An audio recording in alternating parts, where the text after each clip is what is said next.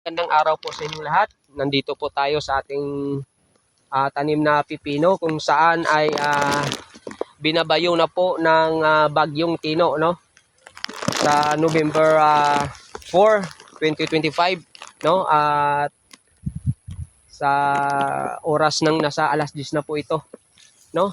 At salamat sa Panginoon na hindi pa totally na bumagsak ito ang ating pipino na kahit na may pabugsong-bugsong hangin at malakas na ulan, no? Pero salamat sa Panginoon, parang nag-okay na, pero may dumadating pa rin na matinding hangin at hindi pa tuluyang na tumba ito o na pahiga man lang, no? Salamat sa Panginoon.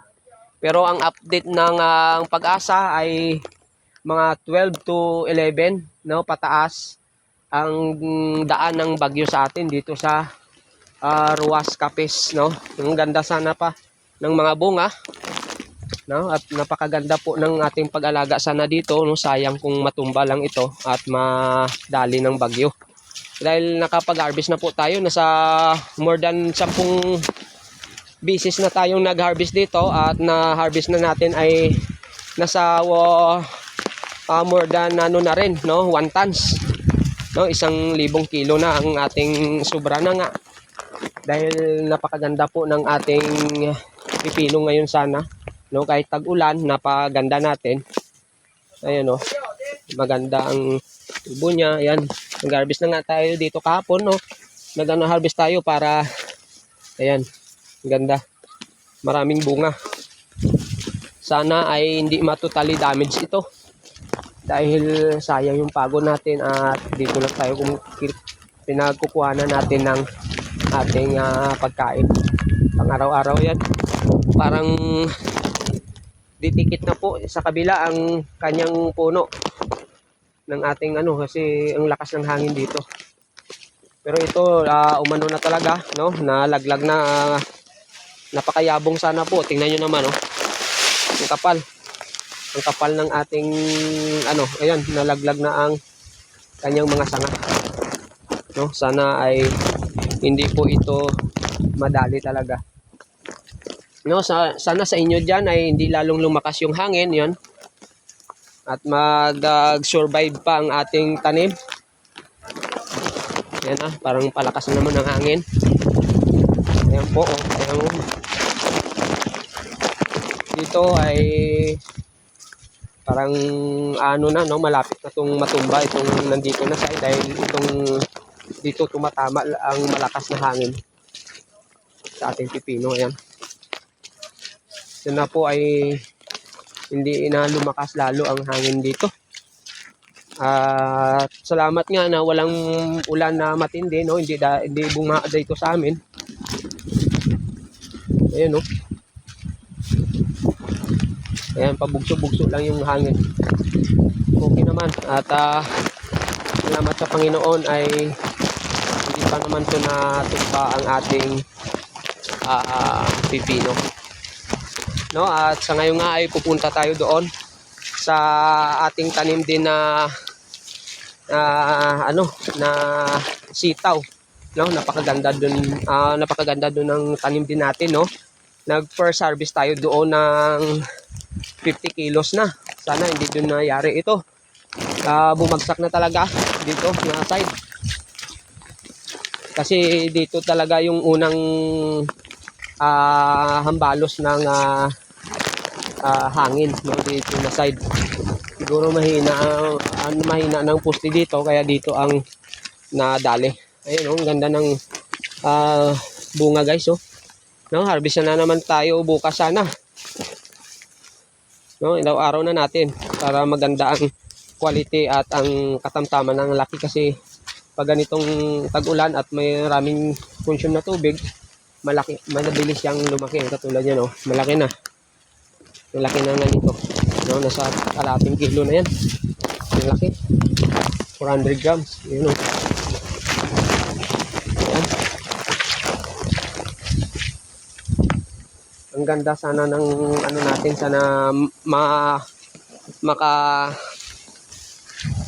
madami pa itong maibubunga, no? Sana loobin ng Panginoon na hindi ito madadali sa bagyo na Tino. Ayan o, iyabong sana ng ating talaga, no? Dami pa sana ng mga bunga ito. Sana hindi lang dumapa ito para hindi tayo mahirapan at makarecover siya. Hindi man lang para mamunga pa ng marami. Yun o, ganda. Yan, sa inyo, sana dyan, ingat tayo lahat. Ayan na, grabe yung bugso ng hangin. Ayan guys, oh. Yan, dapat matibay talaga yung poste natin. Pero ito, matagal na to. No, nakailang tanim na ito, pang-apat na tanim na ito natin dito, no? Sitaw, tapos pipino, tapos sitaw, pipino, no? Ganyan lang ginagawa natin dito. Nilalagyan lang na natin ng chicken dung o hipot ng manok para kahit na tuloy-tuloy yung dito. Pag namatay ang pipino, nilalagyan agad natin na naman ng sitaw. Ayan, dali dito. Yan, ang ganda sana. Yung yabong ng natin. No, mataba. Mataba at sigla ang dahon, malapad, at makapal ang dahon. Ayan, no? Sana loob ng Panginoon talaga na hindi tayo madali ng bagyong Tino na ito. Punta tayo po sa ating tanim na sitaw. Ito po, malapit na tayo sa ating tanim na sitaw, no? Tingnan natin yung kalagayan dito. Ayun! Bumagsak. Ang ganda sana ng sitaw natin, guys. Ayan. Sayang. Ito, bumagsak na ang ating bali. Nako. Kawawa. Kawawa ang ating dito lang naman. No, ang ganda sana, no? Ayan, no, mga bunga niya. Sana hindi pa lalong na kasi ang poste natin. Mahina na. Kaya bumagsak po ito. Ayan, no? First harvest pa lang tayo nung nakarang araw. Harvest na rin sana ito sa nag-harvest tayo kahapon din. Dito pala, kahapon. Ayan, no? Ang ganda sana din ng tubo ng ating sitaw, no? Ang variety po nito ay Galante. No, ang mahal pa sana ngayon ng sitaw ngayon. Ayun na, banda na rin dito. Namang lumakas lalo para may matira lang sa atin. Hindi tayo malugi, no? Hindi ang pagod natin, hindi na sayang. Ito, pwede pa naman ito ma-repair. Kahit papaano, kahit ganito lang yan. No? Pwede ito ma-repair, no? Lagyan lang natin yan ulit ng poste. Panibagong poste lang po yan. Ayan. Kawawa, sana lang. Hindi lang pag dumaan siya ay talagang hindi pa tumayari. Ayan po, no? Ang ganda sana. No? Kita nyo naman po, sunod-sunod po ang mga bunga niyan. No? Ayan, ganyan talaga po pag nagsisimula pa lang mamunga. No? Marami kang makikita ng ganyan, no? Maliliit. Ayan po, nakasabit lang po yan. No? Dami. Sana po ay hindi ito madali talaga ng bagyo na to. No? Sana pag-aawaan tayo ng Panginoon. Dahil sana tayo makabawi sa mga pananim natin. At sa inyo po dyan, ingat po kayo dyan sa bagyong ito, no? Importante ang buhay natin, Ito, maitatanim pa natin to, no? Ingat lang tayo. Maitatanim pa natin, mapapaganda pa natin, no? Maayos pa natin. So yung buhay natin ay di natin maibabalik, kaya yun ang natin. Yung unahin natin yung buhay natin, yung pamilya natin. Dahil hindi biro mga ganitong sakuna.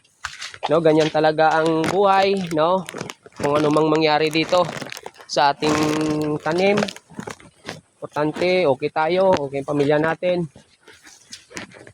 No, pray lang tayo sa ating Panginoon na hindi tayo